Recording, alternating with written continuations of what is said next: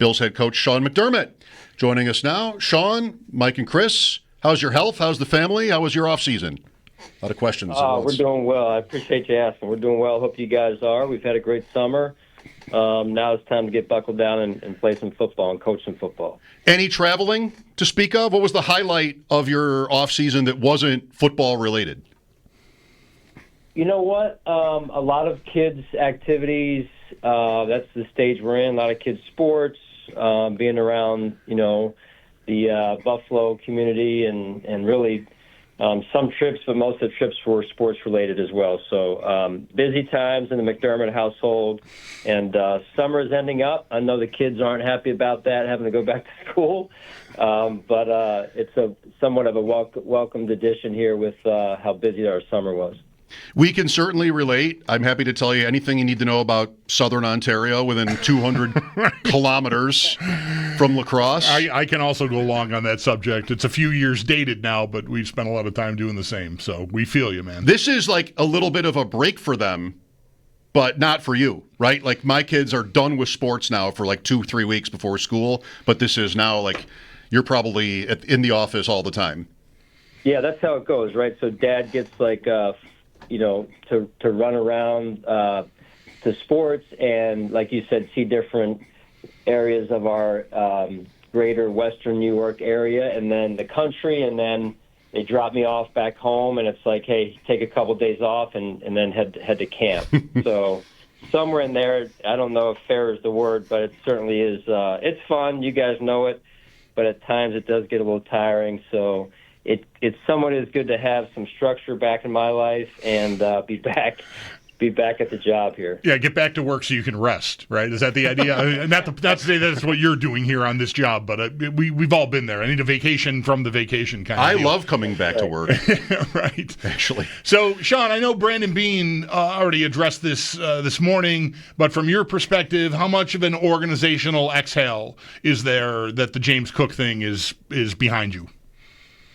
No, it's big. It's important, right? James is a good player for us. You never want those things to happen, in particular during training camp. But finally, good to have it over and done with, and we can move forward. And so, very happy to have that done at this point. Would you be willing to let us in on like these last few days from Saturday when he was dressed for the game but didn't play? Through yesterday in the morning, you talked about a change in the situation. Was there anything you knew that you couldn't divulge? Not necessarily being totally transparent. It was just more of, communicating and ongoing communications for me directly with James. Brandon's the one that, deals with the agent and James's representative. So for me, it was just staying in touch and in communication with James and making sure we were doing that and doing it well. And then, had another follow-up conversation with him. I believe it was, I lost track of my days. Today's Wednesday, so it was probably Monday there. And James did a great job yesterday practicing, and then the deal got done last night, early this morning. Also, I'm wondering, if you don't mind, what is your extent? You kind of said a little bit there, but what is the extent of your involvement in the process? I think of it, maybe most of us do in a traditional sense, where coaching the player, you're talking a lot about your communication with the player. He wasn't distant from you. And then here's the general manager over here working out with his staff, working out the terms of the contract, et cetera. Is that pretty much how it really is? I mean, are you ever in a room where you can sort of, guys, I've looked up Spot Track and here's what I would do? I mean, it's probably not that way, right?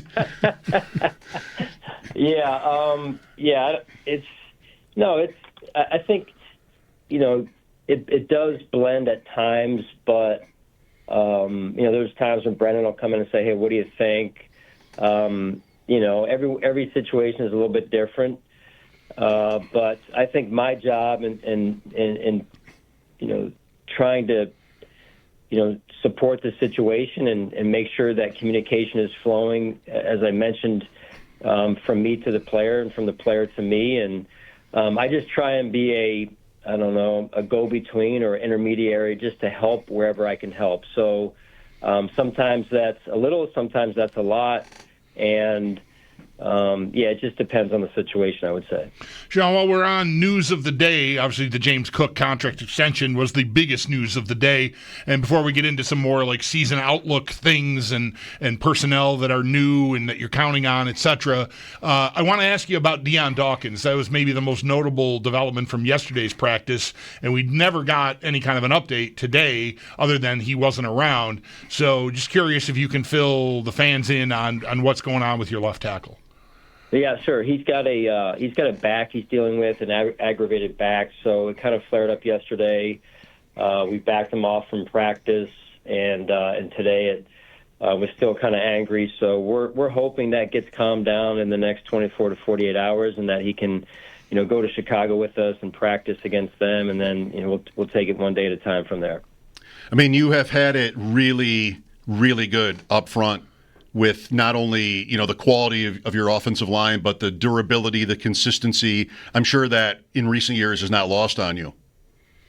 Absolutely not. No, you can never take that for granted. Those 5 guys up front on the offensive line, that continuity is important, and their communication that ensues from that continuity. And, Dion being a big piece of that. So not having that in practice, we don't want that, but from time to time, you get a chance to look at somebody else. In this case, Vandy and what he's been able to do and grow and, get those valuable reps. That's kind of the opportunity that comes up in situations like this. Have you made any determination on what sort of plan there will be for Sunday night's game against the Bears, or does the practice against the Bears on Friday, I mean, obviously that comes first, and does maybe playing time for Sunday depend on how Friday goes? Yes and no. We're in a situation where we want to go and have a good practice, good strong practice, and then with some of the injuries that we do have, want to get through that practice and see where we stand as it relates to those injuries, and then numbers available at each position. So it has not been decided yet, but I think the first step here for us is having a strong practice outing against the Bears on Friday, and then being able to kind of reset the deck and go from there as it relates to how we come out of that and how healthy we are. How much of an overall organizational concern do you have right now about the sheer number of injuries that you've had during camp? I mean, it's football. It happens. Lots of teams have lots of guys that miss practices as they go, but you've had a glut. Your starting safeties, presumably, Rapp and Bishop, haven't been out there together. You talked about this already earlier in the week. You've got a lot of your receiving core guys that are really vying for jobs on the team that haven't been available very much during camp. I think of Curtis Samuel maybe most specifically for that part, missing so much of camp. Where would you – I know you like to say that you're concerned about everything, like you're the head coach of this football team, so everything is of some level of concern, but is it hard to like sort of fend off getting lost in the number of injuries and sort of woe is me? Yeah, you don't want to do that. I mean, there's no time for that. You try and focus on the opportunity that is in front of us, and again, looking at some players who have a chance now through added experience, added reps to develop. You do, take a little bit of time to say, hey, let's try and figure out what's going on with the amount of injuries. But I've said before, the biggest challenge with some of that is, building the continuity, the communication, the rep count for certain guys, some of the younger players in particular, and then making sure that we're physically in shape as we move forward. I mean, that's one of the goals of training camp, right, where you got to get your team in the right level, at the right level of conditioning for the season, whether it's 10, 11 play drives and heat and all those types of things. So we've got continued work to do there as well. But I feel like we're getting a little healthier. And hopefully we can sustain that through the weekend here. Sean McDermott with us, Mike Schopp and the Bulldog. Every fan knows a lot of investment was made into the defense this year, the draft and free agency. I don't know exactly what the best question is for you, but the one I have is I'm thinking of like maybe it was really fun and exciting for you in the middle of all that to ponder different ways to utilize all your new pieces. Bulldog, like the chef in the Top Chef pantry. Look at everything here. What can I do with this? So you've got Hoyt and Ogunjobi and Bosa and, of course, Hairston when he's healthy. It might have been really fun and exciting to ponder the possibilities. No, it has been. It really has been. Max being out is a little bit of a setback for him, for us subsequently, but excited to get him back when he's able to come back. And then the two, with Hoyt and Ogunjobi both being suspended, that's something we're going to have to deal with as well. But outside of that, yeah, I mean, they good additions to our team, and there's multiple names. You mentioned a few of them, and then the guys we drafted up front with Landon and TJ and Dion, and excited about those guys and some other players as well. So, you've heard me say before, you win up front, and if you want to be a really strong defense, it starts up front. And so we've got some young players that we're trying to groom, and they need all the reps that they can get. Where would you say Dwayne Carter, a third-round pick from last year, fits into all of that? He's a guy that, for me, I ask only because I think with all of the additions, both in free agency and in the draft, on the defensive line, and even specifically, Sean, at defensive tackle, Carter is someone that might be easy for fans to forget about. How does he look, and how squarely is he in the plans for you? Well, I think that's a great question, and you hit it. Sometimes guys get lost in the shuffle or the names that are thrown around from time to time. I really appreciate how he's stayed true to himself. He knows his job, understands his job, executes his job, and I think just overall, he's a young player still, right? Only in the beginning of his second season, and so there's a lot of room for development there. And he stepped in and did a nice job for us early in the season last year when we had some injuries to the starting group, and then he got injured himself, and then lost some time, and some of the development kind of fell off to the wayside. But he's worked hard this off season, and he is another option for us, and is working hard to continue to develop. Before we move on from talking about additions to the defensive line, I want to highlight one coaching addition in Ryan Nielsen, who comes with a pretty stacked resume of having been a defensive coordinator in the league and playing a lot of man coverage and more of a blitz-heavy type coach than you have been. I am assuming that was intentional. Like, is that something you're looking to sort of expand the breadth of what you guys are capable of doing on a regular basis? Short answer is no. Just from the standpoint of, I know that, the man coverage stuff, I think we have enough wisdom in the room. It's not that we don't want wisdom and don't invite it. We do 100%. Ryan's expertise really fall up front with the defensive line, and this is, as you guys know, a hot spot for us in an area we need to get better, and certainly we drafted and addressed it that way. And then adding Ryan was primarily from a defensive line standpoint and angle, and he's been a great addition to our staff overall, yes, but also in particular with the front. With Bills coach Sean McDermott here on WGR. So what has the Hard Knocks experience been like? Do you find it intrusive? I wondered if maybe it was something you and the Bills had even turned down in the past, or I'm not sure if you had the option to, but I wondered if it was something you would have been against, when you're just starting, when you're a new head coach, whereas now you've been at it for a long time. I mean, everybody seems very comfortable in their skin over there, if you will. How's it going? Well, I guess, you come out, it's like waking up in the morning and going to the bathroom to brush your teeth, and you're standing right there. Sound great. Yeah, nobody wants to see me like that, right? No. Anybody. It's been honestly better than that. It has. It's been better than that. It's been, they do a really good job of embedding themselves and kind of just laying low, and but they're around, and I think our team has done a really good job of handling it, honestly, and just trying to, do the best to be ourselves. There are times when, quite honestly, you do want them to kind of go away because you're trying to have more of an intimate conversation or a private conversation, or address the team when, after a game where it's not all good, and you want to be able to have truthful conversations and people not feel a certain type of way about things, right? So it does make for challenges in certain situations, but all in all, to this point, it's been fine.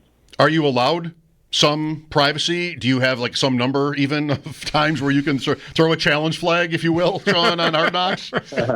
Well, I have chosen to not have cameras in my office just so we can have those conversations. So I think that's important for me in building the relationships and the trust and the authenticity, quite honestly, that leads to that trust. So, we were given an option, or had some parameters that we laid out and I chose not to have cameras in my office for that reason. So that's an important piece for me and for our team as we try and build the foundation that we're trying to build. And I think that's key. Sorry, I didn't mean to interrupt you there. I saw a clip of Tre'Davious White on an Eric Wood podcast recently, and Eric asked him about the Hard Knocks experience and whether he's watching it or not. And Tre'Davious was like, no, I never watch. Maybe years later I'll go back and look at it, but I don't want to see myself on TV presented that way. Please. How Trey White? I know. I'm just telling you what he said. Sean, is your family watching? Are your kids watching? Is the coaching staff having watch parties? Or are you all just ignoring it? Like, how is that going? Oh man, I love it, Bulldog. I love it. No, you know what? It's interesting. I think you have different amounts of interest from different people on the team, from different maybe families.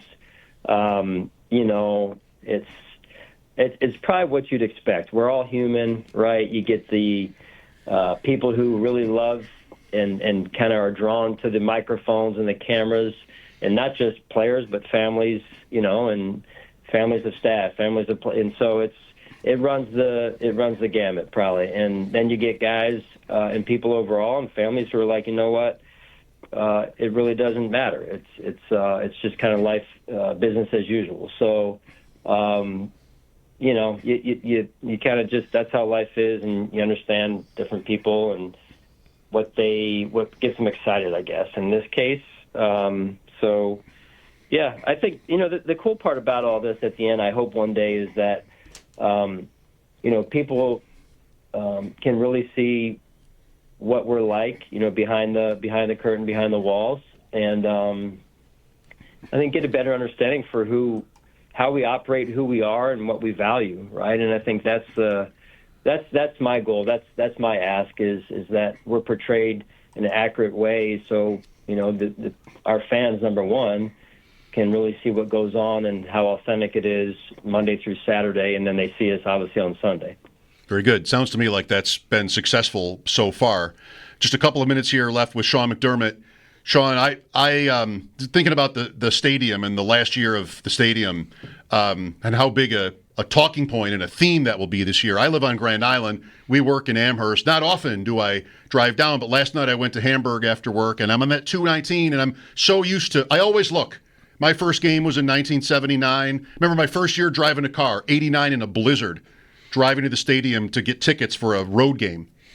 And I'm always looking for those lights. You can see the lights. And now when you look to the right from 219 South, you see something else. You see like a stadium that looks like it has been on TV in another city or on Madden. Like that's a real thing down there. I mean, not to get you ahead of yourself. You got this season to play for. There's a lot on the line. But I think out here, the community, if not within the organization, I'm sure probably, yes, within the organization, a lot of people are thinking about the eventual move across the street. Yeah, no, it is big, and we don't want to look past this season at all, because as big as it is, there's football to be played in a stadium where there's been a ton of memories built over the years, and Buffalo is very unique, maybe other than Green Bay in this way that you drive on 219 as you mentioned. I do the same thing, and you look at this stadium. I'm saying our current stadium, and you're like, man, that's where some big time games have been played over the years, and it's just to me, a little bit of emotional, I guess, feeling at times because you're like, hey, I get a chance to be the head coach of this football team where there's been so many memories, so much tradition, and then there's this other stadium off in the distance, as you said, that is hard to not see, yeah. and you're excited about the future. and some of what we've been able to, the success that we've been able to have, has hopefully, had a hand in that, in getting that stadium built. And happy for the fans, happy for the future of the organization and this city. That's definitely correct, I think. I mean, we've talked for so many years, and for a lot before you arrived, for a lot of those years, it was relatively bleak. And then thinking about the future, and the Bills are playing games in Toronto, you got to win first. It seemed, Bulldog, right? The team needs some modicum of success to even be able to talk about this, and that happened, which is, of course, much to your credit. So, thank you, Sean. Any questions for us? We're about out of time here. Well, hey, you know what I'd like to do sometime is ride the Roswell ride with you. I think that would be really cool. I've heard you're a big fan of that. We've had some instances of cancer in my family. My dad is dealing with it now, and so it's a big. It's important to us, and I've heard you're a big proponent for it, and I'd love to join you at some point. It's a tremendous event, Sean, and we would love to. Absolutely, we can figure that out through your PR or whatever. But consider yourself on the team. Absolutely, if you want to ride, we'd love to have you. That'd be great. Yeah, I look forward to that someday. Awesome. Really do. I'm glad you asked about that, and best to your dad. Thank you. Appreciate that. You guys have a great rest of your summer, and hopefully you can catch your breath and get that rest you need. Thanks, Sean. Likewise. Good luck. All right. Sean McDermott with us on the Wester Hotline. The Bills next in action Sunday night at Chicago.